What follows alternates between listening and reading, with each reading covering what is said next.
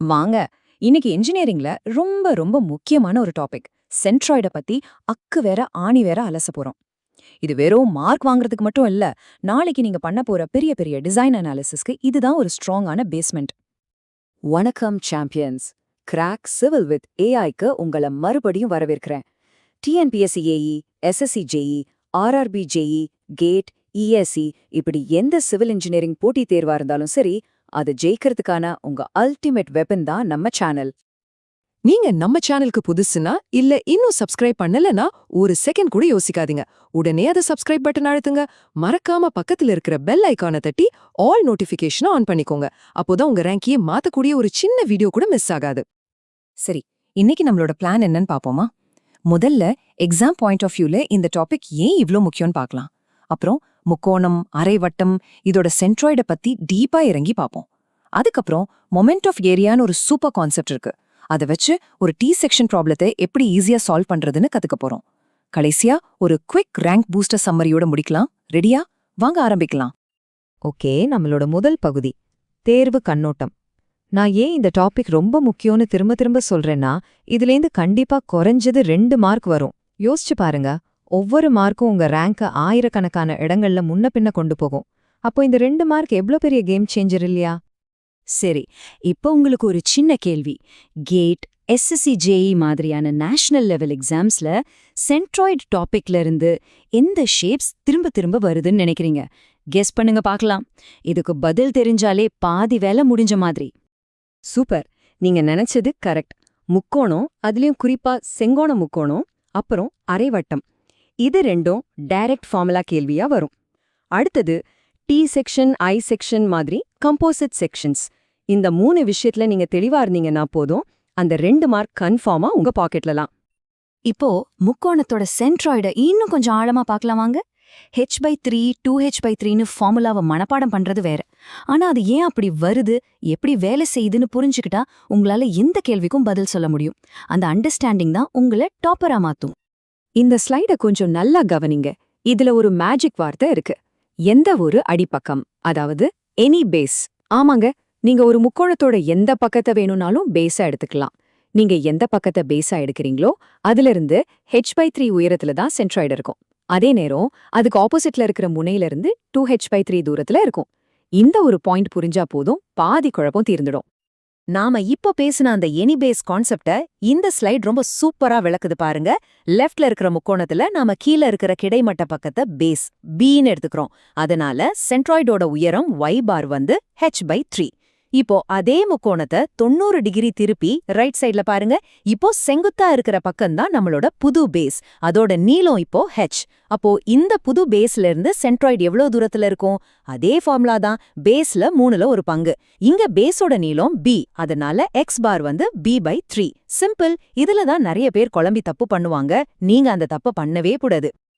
சரி, ஒருவேளை எக்ஸாம்ல உங்களை ட்விஸ்ட் பண்ணணும்னு முக்கோணத்தோட உயரம், அகலம் எதுவும் கொடுக்காம அதோட 3 முனைகளோட கோஆர்டினேட்ஸ், அதாவது x1 y1, x2 y2, x3 y3 இத மட்டும் கொடுத்தா என்ன பண்ணுவீங்க? ஒன்னும் கவலைப்பட வேண்டாம். ரொம்ப ரொம்ப சிம்பிள். அதுக்கு தான் இந்த யூனிவர்சல் ஃபார்முலா. சென்ட்ராய்டோட x பார் வேணும்னா 3 x கோஆர்டினேட்ஸையும் கூட்டி 3ஆல டிவைட் பண்ணுங்க. y பார் வேணும்னா 3 y கோஆர்டினேட்ஸையும் கூட்டி 3ஆல டிவைட் பண்ணுங்க. அவ்வளவுதான். ஓகே, முக்கோணம் இப்போ தெளிவா இருக்கும்னு நினைக்கிறேன். இப்போ அடுத்த முக்கியமான ஷேப்புக்கு போலாம். அதுதான் அரைவட்டம். இது எக்ஸாம்ல ரொம்ப காமனா வர ஒரு டைரக்ட் ஃபார்முலா கேள்வி. அதனால இதுலேருந்து வர மார்க்கை நம்ம மிஸ் பண்ணவே கூடாது. இதுல நீங்க குழம்புறதுக்கு எதுவுமே இல்ல. ஒரு அரைவட்டத்தோட ஆரம் 6ன்னு கொடுத்தா அதோட சென்ட்ராய்டு எங்க இருக்கும்னா அதோட தட்டையான அடிப்பக்கத்துல இருந்து கரெக்டா 4r/3π தூரத்துல இருக்கும். இந்த ஃபார்முலாவை நல்ல மனப்பாடம் பண்ணிக்கோங்க. இது ஒரு டைரக்ட் 1 மார்க் கேள்வி. இதுவரைக்கும் நாம தனித்தனி ஷேப்ஸா பார்த்தோம். இப்போ இந்த ஷேப்ஸ் எல்லாம் ஒன்னா சேர்ந்து டி செக்ஷன், ஐ செக்ஷன் மாதிரி வரும்போது சென்ட்ராய்டு எப்படி கண்டுபிடிக்கிறது?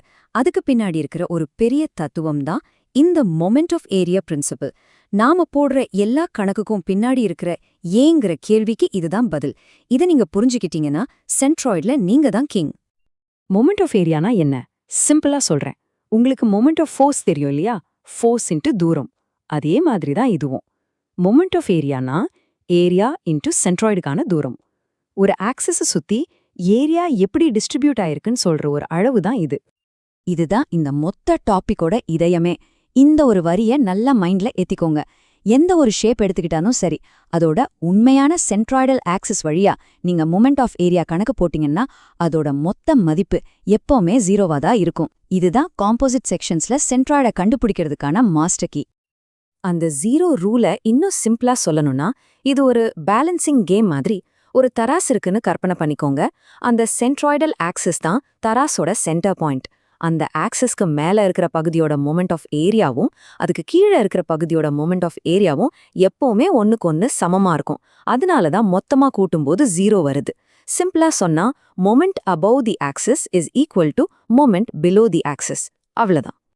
சரி, இப்போ நாம கத்துக்கிட்ட இந்த பவர்ஃபுல் கான்செப்ட வச்சு எக்ஸாம்ல அடிக்கடி கேக்குற ஒரு டி செக்ஷன் ப்ராப்ளத்தை எப்படி 2 நிமிஷத்துல சால்வ் பண்றதுன்னு பார்க்கலாம்.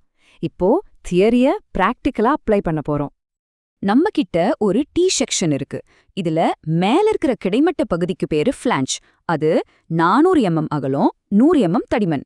கீழ இருக்கிற செங்குத்து பகுதிக்கு பேரு வெப். அது 500 mm உயரம், 100 mm தடிமன். இதோட சென்ட்ராய்டு, அதாவது x பார், y பாரை நாம இப்ப கண்டுபிடிக்கணும். இந்த மாதிரி ஒரு கணக்க பார்த்த உடனே அவசரப்பட்டு ஃபார்முலாலாம் போட ஆரம்பிக்க கூடாது. ஒரு ஸ்மார்ட்டான ஸ்டூடெண்ட் முதல்ல ஒரு விஷயத்தை செக் பண்ணுவாரு. அது தெரிஞ்சா பாதி வேலை மிச்சம். அது என்னன்னு நினைக்கிறீங்க? யோசிங்க. எக்ஸாக்ட்லி, அதுதான் சமச்சீர் அச்சு, அதாவது ஆக்சிஸ் ஆஃப் சிமெட்ரி. இந்த டி செக்ஷன் செங்குத்து அச்சை பொறுத்து சமச்சீரா இருக்கு. அதாவது அந்த ஆக்சிஸ்க்கு லெஃப்ட்லயும் ரைட்லயும் ஒரு கண்ணாடி வச்சு பார்த்தா மாதிரி ஒரே மாதிரி இருக்கு. ஒரு ஷேப்புக்கு சமச்சீர் அச்சு இருந்தா அதோட சென்ட்ராய்டு கண்டிப்பா அந்த அச்சு மேலதான் இருக்கும். அதனால நாம கணக்கே போடாம எக்ஸ் பார் என்னன்னு சொல்லிடலாம். மொத்த அகலம் 400 mmல பாதி, அதாவது 200 mm. பாத்தீங்களா, பாதி வேலை முடிஞ்சிருச்சு. சரி, எக்ஸ் பார் ஈஸியா கண்டுபிடிச்சிட்டோம். இப்போ ஒய் பார். இந்த டி செக்ஷனோட மொத்த உயரம் 100 + 500, அதாவது 600 mm. அப்போ அதோட சென்டர் உயரம் 300 mm. இப்போ நல்லா யோசிங்க, இந்த ஷேப்ல அதிக ஏரியா மேல இருக்கா இல்ல கீழ இருக்கா? கண்டிப்பா மேல இருக்கிற ஃபிளாஞ்ச்ல தான். அப்போ இந்த ஷேப்போட சென்டர் ஆஃப் கிராவிட்டி, அதாவது சென்ட்ராய்டு, சென்டர் லைனுக்கு மேல இருக்குமா கீழ இருக்குமா? கண்டிப்பா எங்க அதிக வெயிட் இருக்கோ அந்த பக்கம்தான் இழுக்கும். அதனால ஒய் பாரோட மதிப்பு 300 mm விட அதிகமா தான் இருக்கும். இந்த லாஜிக் எம்சிக்யூல தப்பான ஆப்ஷன்ஸ் உடனே நீக்க ரொம்ப ஹெல்ப் பண்ணும்.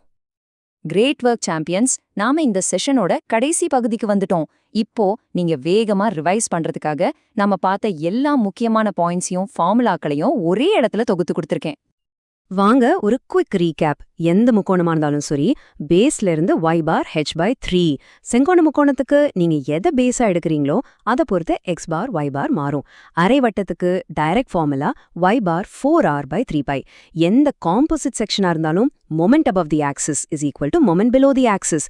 இந்த டேபிளை ஒரு ஸ்கிரீன்ஷாட் எடுத்து வச்சுக்கோங்க. எக்ஸாம்க்கு முன்னாடி ரிவிஷன் பண்ண ரொம்ப யூஸ்ஃபுல்லா இருக்கும்.